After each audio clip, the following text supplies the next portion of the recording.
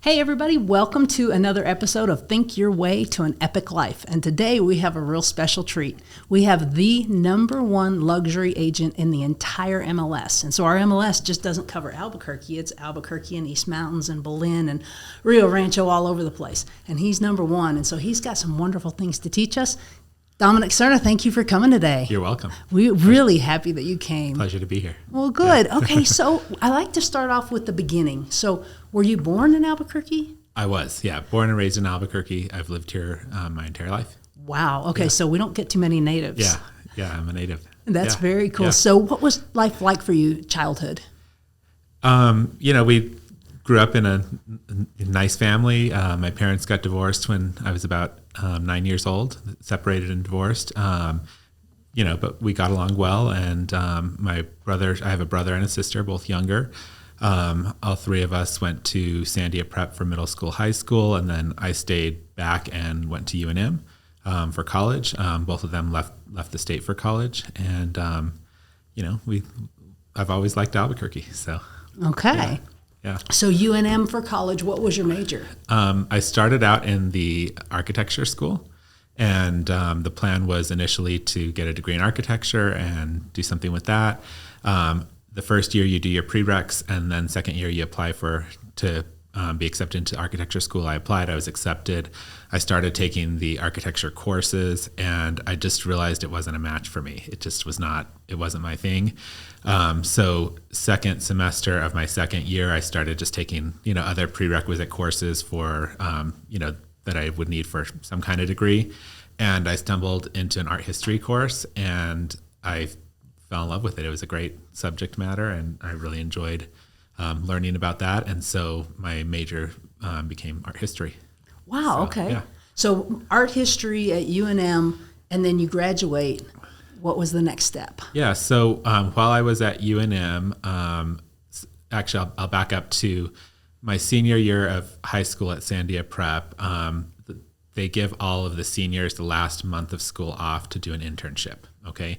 And I was scheduled to do an internship with an architecture firm up in Santa Fe, and thinking I was going to go into architecture. And the week before the internship started, they called me and said, "We just can't take you. We got this huge project abroad and we're out of here." And so they left. I had no internship lined up. And I had always kind of liked interior design and kind of kicked some ideas around there. So one of my friends from high school, a good friend of mine, his mother was an interior designer. And I called her up and asked if I could do my internship with her. And I did. And so that was kind of the start of my first career. I did my internship in interior design, and I continued working kind of in that field while I was going to school at UNM. I've always loved to work. I got my first job when I was 16, and so I've always enjoyed working. I've always loved getting paid. And so I started with working at a furniture store up in Albuquerque and built up the interior design services while I was going to school at UNM, also studying art history.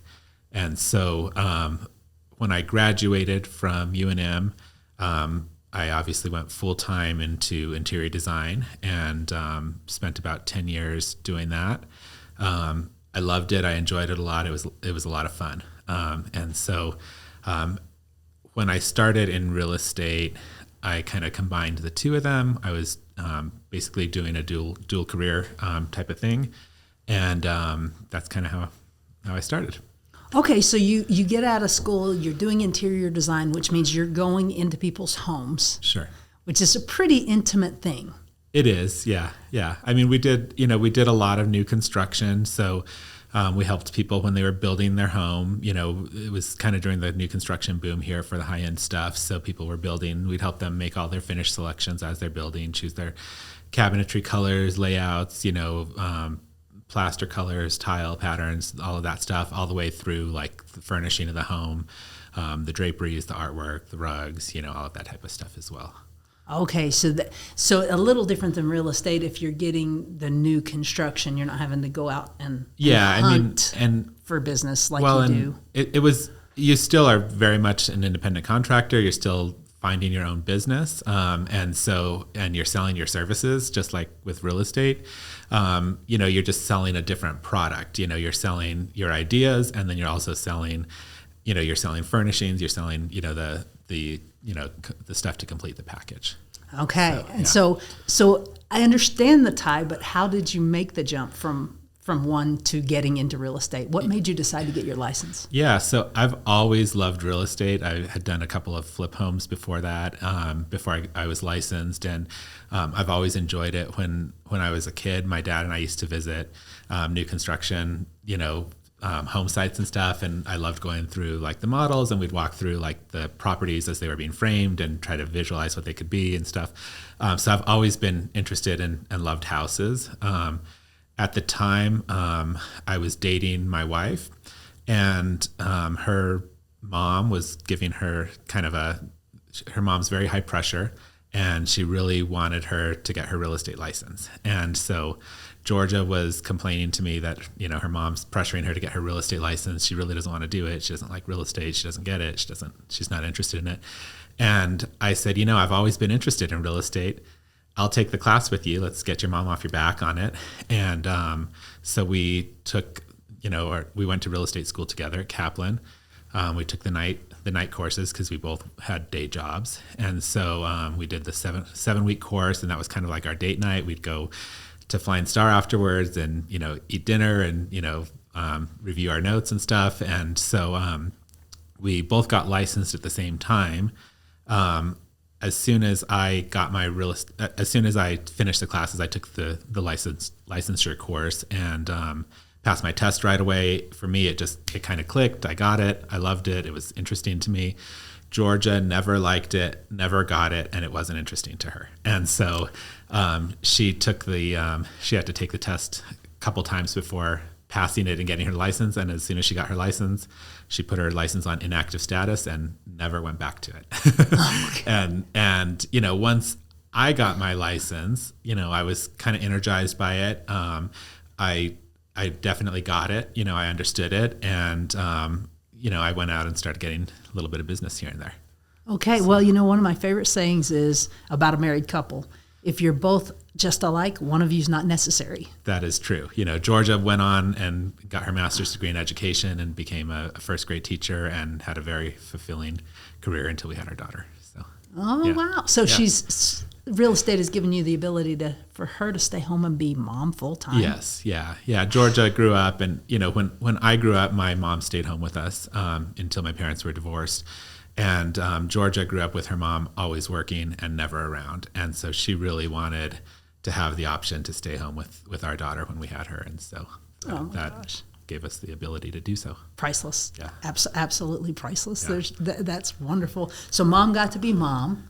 You got to be dad, the provider, doing what you love doing. Doing what I love. Yeah. Yeah. And in the beginning, I started out with a little tiny company, and it was really more of a hobby for me than a career. I did a couple deals a year, friends and family, that type of stuff. And it was good. I enjoyed it. I loved it. It was fun. It gave me kind of an outlet from the interior design stuff where it was, every career can become a little bit monotonous at times. And so, it's like we were doing these projects and, they want all the same things and, we've already done that, and so the real estate kind of gave me a new challenge and I really enjoyed that. And so I was kind of doing the two simultaneously. Real estate was more of a hobby for me than it was, really anything else. And a really good friend of mine, and interior design client of mine, was a realtor at Keller Williams. And I had a transaction that it was back in the bank-owned days when everything was a foreclosure. We had a transaction that a buyer that wanted to purchase a foreclosed home.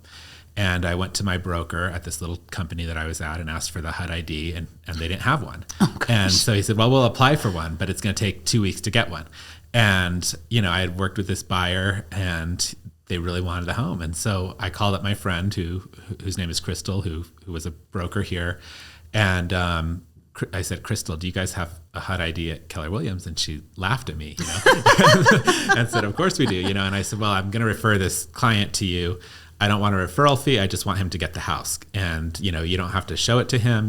He's seen it. He wants it, you know, write it up and get him the house. And so she did, and he purchased the home, and, you know, and was very, very happy. And it was during that transaction that Crystal said, you know, you really ought to consider a career at Keller Williams, you know, and I said, oh, you know, I don't really want to do this full time, and it's just a hobby for me, and it's fun. I enjoy it. And, you know, doing it full time might lose some of that appeal. And I was kind of hesitant to move to a different career. And I was, you know, had built a successful design business and stuff. So long story short, she convinced me to meet with our team leader. She said, you just have to meet with her. You don't have to, you know, you don't have to come. You don't just, you know, hear a little bit about what we do here. And I met with our team leader at the time, Stephanie, and she gave me the Millionaire Real Estate Agent book. And I met with her on a Friday afternoon. I took the book home, read it cover to cover that weekend. And on Monday, I called Crystal and said, I'm coming to Keller Williams. And so I made the switch from the little company I was with, which was great for me at the time, to Keller Williams. And once I, you know, got to Keller Williams, I realized that there was a lot more potential than I could see with the small company. And I started coming to a couple classes here, and we were in a class, and I still remember this to this day. We're in a class. It was my first week at Keller Williams, and Crystal said, you should really come to this class. And so I did. And it was taught by one of the coaches at the time. And she said, you know, stand up if you are a new agent. And, you know, all of us, you know, basically stood up. And then she said, stand up if you're an existing agent, a veteran agent, you've been doing this for more than 20 years. And, you know, 3 or 4 people stood up. And she said, will each of you give the new agents a piece of advice? And one of the agents stood up and he said, don't be a secret agent. He said, you have to let people know that you're a real estate agent. You don't want to be a secret agent. And that really resonated with me.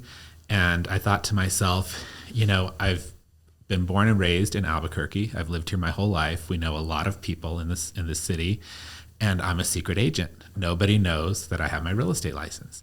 And so I had a vacant land listing up in San Pedro Creek Estates, and I had right after that class, I was going to put the sign up on it. So I hammered in the sign, and it was kind of a snowy day, and I took a picture of the sign that had, you know, my sign writer on it and this beautiful scenery around it, and took a picture of that, and I posted it on Facebook and kind of announced myself as a real estate agent. And from there, the business just snowballed.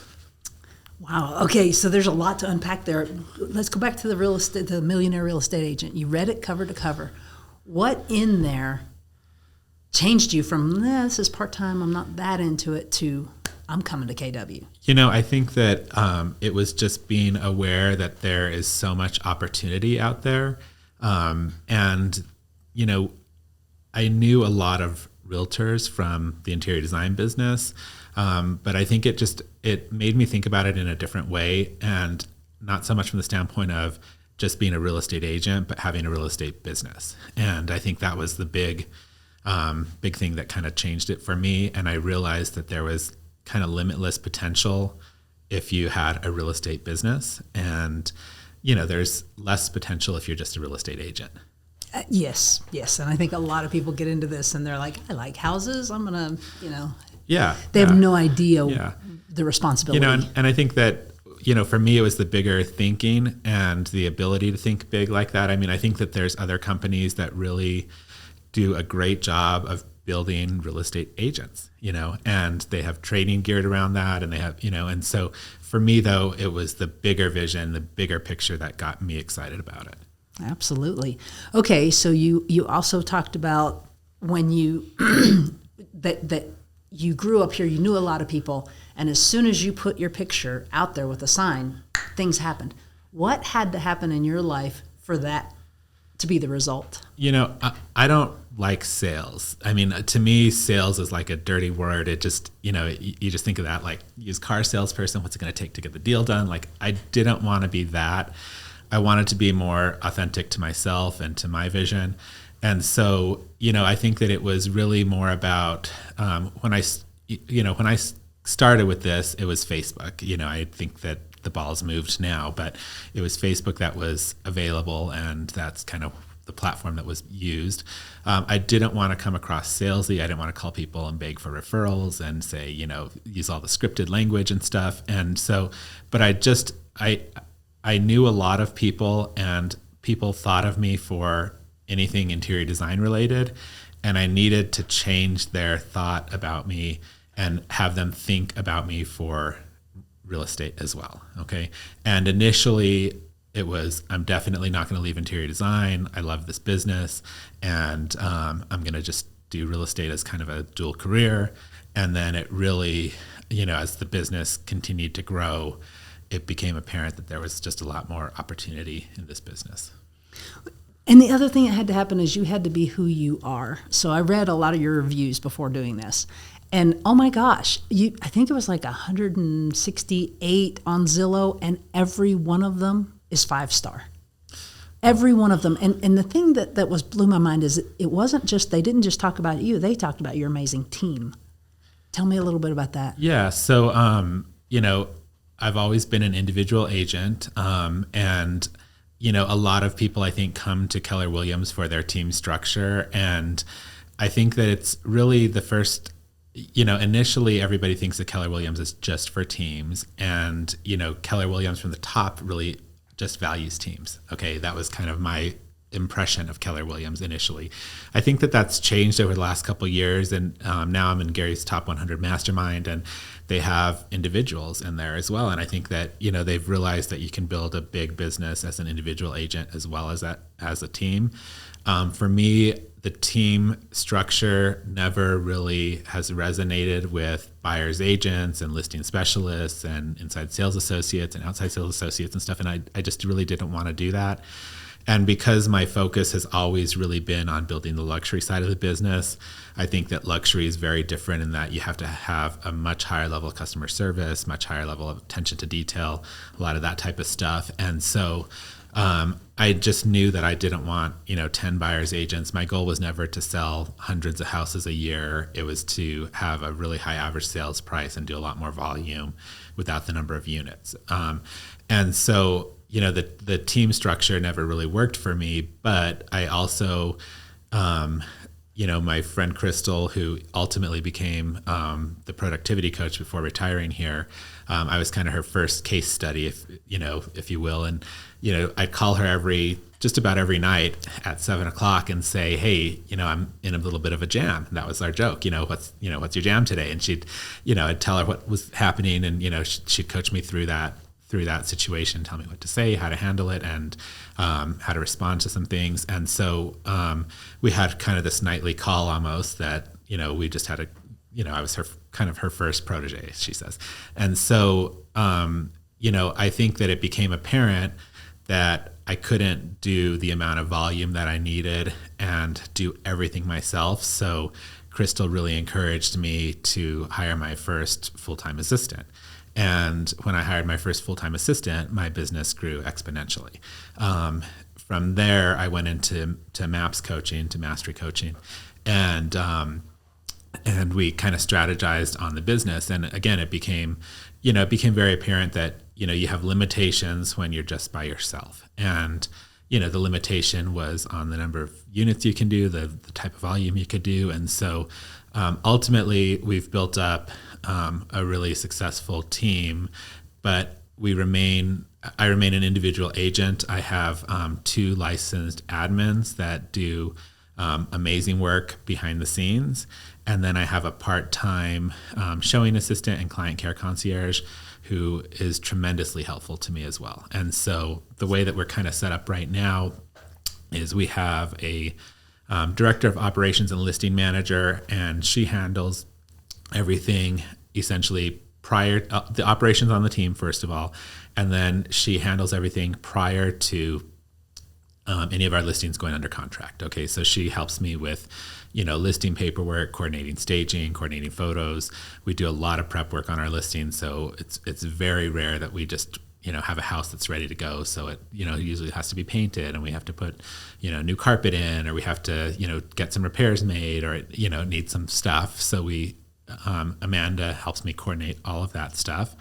And then I have a transaction coordinator who essentially takes the file as soon as we get an offer on it, or if it's a buyer and we make an offer, and she takes that entire file and processes it to closing. Okay, and so we have very clear setup with the two of them working in tandem. And then my showing assistant helps me show the listings that I have that are by appointment with listing broker, and that's the majority of our listings are.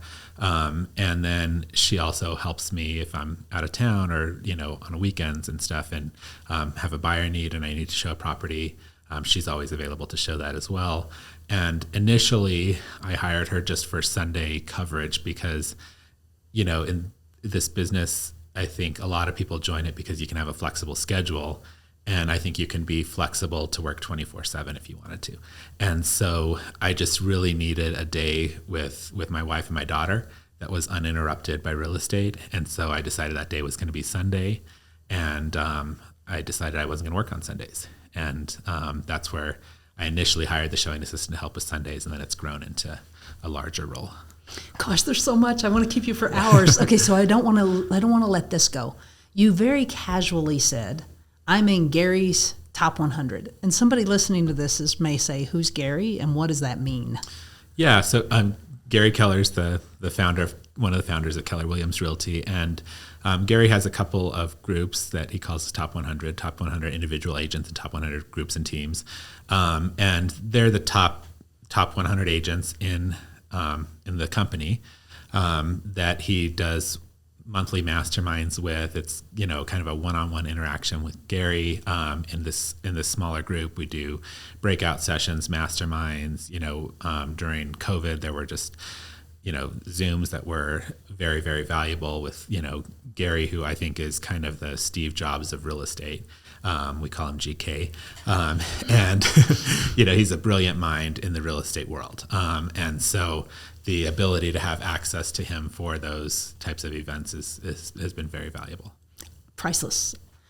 You also talked an awful lot about coaching. You had a beginning coach, and now you're with the mastery coaching. How valuable is that to have that available to you? I mean, to me, that has always been a tremendous value. And so, and I really didn't realize that was an option until I came to Keller Williams. Again, Crystal was my first coach, and she later became the productivity coach at the Market Center. And that was hugely valuable in just getting me prepared for my job, my career. Okay. And once I moved out of what was, now called productivity coaching, I went straight into mastery coaching, and I've had a MAPS coach ever since. I would never not have one. I think that that's a very, very, very small investment for the amount of impact it can have on your business. Absolutely. So you would never not have one. You are the top luxury broker in our entire MLS. You're killing it. You're doing great. Why do you still need a coach? Well, I think that, we need a coach for a lot of different reasons. I think that sometimes you just need someone to bounce ideas off of. I think that a lot of us get too busy working in our business sometimes to work on our business. And, again, one of the reasons I liked Keller Williams was because it was about building a real estate business, not just being a real estate agent. And so, as a business owner, you have to step back and take time to work on your business, or the tail wags the dog, and you're running from one problem to the next, or, you're just too busy, in these transactions to really step away from it and look at the bigger picture. And so for me, the coach helps me see bigger picture items. There's times that you just need to bounce ideas off of someone, or you're not getting the results you want in one category of your business. You're not tracking your business properly.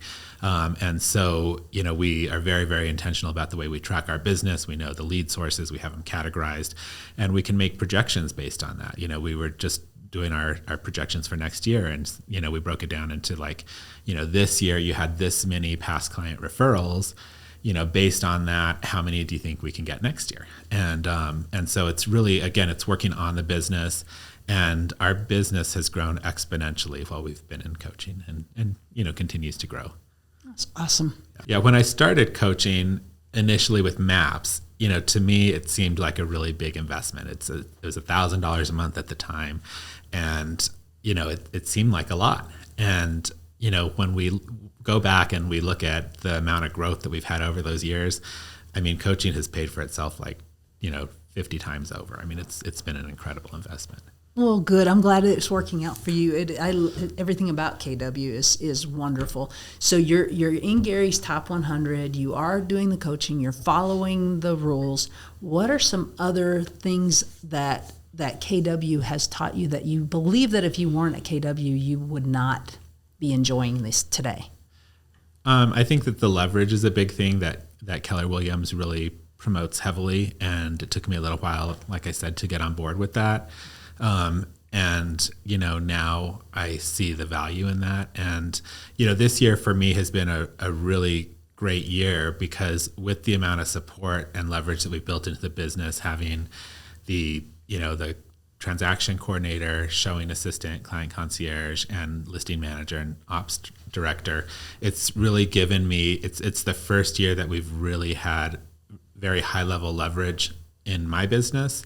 And it's the first year that we've been able to do like a bunch of fun stuff with my family. So, we've traveled a lot this year. We've gone on great vacations. We've gone on short trips. We've gone on long trips. We just have the ability to do that now with the leverage that I've built in the business in place. And, that's always been a struggle prior to this year. And this year I really feel like we've, last year also we did really well with that, but it was COVID and the market was crazy, and we were navigating a bunch of different things at the same time. And this year I feel like we really kind of came into our own lane on that. So you feel like Keller Williams doesn't just show you how to run a great business, it shows you how to run a great life. I think that's very much part of it, yeah. Okay. Yeah. All right. Yeah. So there's also things at Keller Williams, things like Red Day. Can you tell us a little bit about that? Yeah, I mean, Red Day is a day that Keller Williams internationally closes, okay, and all of the offices are completely closed, and it's a day to give back to the communities that we serve, and so it's a great day. Every year we've done different things, but the kind of motto is paint the town red, and really do something amazing for a local organization, because we're in the community, we're members of the community, we serve the community, and it's about giving back to the community. So okay, so we were recently at one together, and it was the Dream Center, the New Mexico Dream Center. Yeah, it's I know that an agent in our office was the one that connected us initially with that organization, and I know that she had some involvement with them, and they basically they serve underprivileged youth, and I think that the mission is twofold. I think that one, there's a big homeless component to it for these youth, and access to services as a result of being homeless, and also I think that the big focus for them is on sex trafficking. And they're very closely tied together with youth. And so a lot of homeless youth become victims of sex trafficking. And so this was a really neat organization that kind of targets and tries to combat both of those issues together. Well, I have to say, Dominic, I didn't know you very well at the time, but when I saw what you did, you used your talents, your time, your talents, and your money to bless them far more than they ever expected. And I know it's probably hard for you to talk about, because it's like, yeah, let's stop. We don't have to talk about that, right? But it was really, really cool to see what you did for them. So there's an area where the counselors meet with these girls when they get freed, and it's the first place they go. Tell us a little bit about that. Yeah, so they have, one of the components of this organization is pretty intensive counseling. And so they have 2 counselors on staff, and they work directly with these girls, and, they're working through some very, very hard things. I mean, I think that, the reality is that a lot of these young individuals have, come from very bad backgrounds, and so, a lot of things come up. A lot of them are, we're in foster care as youths. A lot of them have been moved through the system. A lot of them have never had, stable home lives, stable, relationships, all of this stuff. And, now they're on the streets and they have no place to turn. And so it's a very, very intensive kind of type of counseling. And there's an office where they do the counseling, and it had, broken down furniture, and it was kind of rough. And, I think that these girls that they're dealing with have very low self-esteem, and they don't have a sense of dignity. And they're coming in off the streets, and they're dirty, and they have showers there, and so it's really about giving them a sense of dignity. And I felt like that office didn't reflect that. And there was, old hand-me-down furniture with legs broken off couches and chairs, and so when we were there, I saw it as a need, and I grabbed my buddy Matt and said, let's get this truck and let's make this nicer for them. And so we ran out and just got a new couch and some new chairs, and some decorative items and some soft pillows and throws and stuff that are tactile, and we redecorated the office for them, and they were very happy. Oh, gosh, it was the most moving. All being there was very moving. All of it was very moving, but that was just amazing. And I asked you how it felt at the time, and you said, it's just what I do. One of the things that's really great about having a successful career and being able to live this big life is having the financial ability to do generous things like that. And that's something that I think is very important to me. I think that, we have to give back to the community, and, we make a lot of money, and, we can choose to be selfish with that money. Or we can do a little bit of good with it. And whenever we have the opportunity to do a little bit of good, a very small gesture like that goes a long way with people. And, I'm just so grateful that we have the financial ability to do stuff like that whenever we want to. Absolutely. It is really, really wonderful. And I don't want to correct you, but I do want to say the average realtor does not make a lot of money. Sure. Right? The average realtor makes less than $30,000 a year before expenses. So you're not average. But it is a very freeing thing to be able to just see something that's wrong and fix it immediately. I think that that's one of the benefits of having money. And I think that a long time ago we took a course called Bold, and I've taken it several times, and I would never take it again because it's totally not my jam. And yet it also, really helped me at the time. And I think that one of the things that we talked about in Bold was the relationship with money, right? And so you go through this exercise and say, like, what are the preconceived notions you have about money? Money is the root of all evil. Money doesn't buy happiness, all of this type of stuff. And you get it out there, and yet you realize that having money gives you opportunity, and with that opportunity you can do stuff like that. And so it's not just about having money to be greedy and to live in a big house and drive a nice car, but it's about being able to make a difference, even if it's a small difference in the world with that. Yeah, I love it very much. Okay, is there any last piece of, just tell me, what advice have you gotten in your lifetime that really made a big difference to you? I think that in my real estate career, not being a secret agent has been very valuable. I think that the other thing that, a lot of real estate brokers, the mistake a lot of real estate brokers make is they invest in their lifestyle and not in their business. And I think that if you invest in your business, it will pay you dividends far more than investing in your lifestyle. And everybody likes a nice lifestyle. We all like to have a nice car, to have a nice house, to have nice clothes, and that sort of thing. But if you can invest in your business first and do without a little bit in your lifestyle, you can live like no one else so that you can live like no one else later. Absolutely. Pay now for the rewards later. And as a dad, how old is your daughter? My daughter's, she'll be 7 this month. 7. Yeah. As a dad, how does it feel knowing that there's she never has to think about what college she wants to go to? Or I mean, that's really my big why. We went to private school and we had access to the education that we wanted. And my parents provided that for us.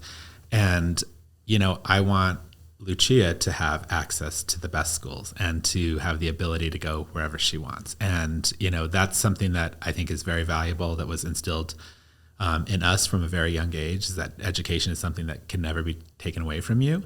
Money comes and goes, but you will always have your education. And I feel so grateful that we're able to provide that for Lucia, and that she can decide where she wants to go to college and never have to worry about it. What we've really tried to do, and I learned this at one of our ALC clinics, our Associate Leadership Council clinics, and there was an agent up there who was speaking, and he was talking about profit share at Keller Williams and what a blessing that's been for him. And he basically said, what I wanted to do, and what all of you should be doing, is building a financial wall around your family that can't be penetrated. And through him, for that particular agent, he was really big into recruiting and into the profit share. And he said, for me, the profit share is a blessing to my kids, because my grandkids can go to any college that they want, and my profit share will have paid for that. And so he said, I'm blessing my kids by not having the burden of paying for college for their kids, and they can go wherever they want. And we've done that for them. And, the ability to be able to do that for my daughter is very impactful. Well, and also I know one of your people that you brought to Keller Williams is one of my coaching clients. And I know that when someone comes and if they're curious about real estate and they call you and you sponsor them, because you can't just come to Keller Williams, you have to be sponsored by someone. Sure. And you sponsor them, you actually are there. You're a resource for them. They're not on their own. Yeah, no, I mean, and I think, we love to give back to the company and to the community, and I love helping other agents, and, whenever possible, I love teaching classes, and I think that, our door is always open, and people come in all the time and ask questions, and we're happy to help people with that whenever we can. Oh, you have raised the level of professionalism in our whole industry, and I appreciate you and respect you greatly. Thank you. Thanks for coming.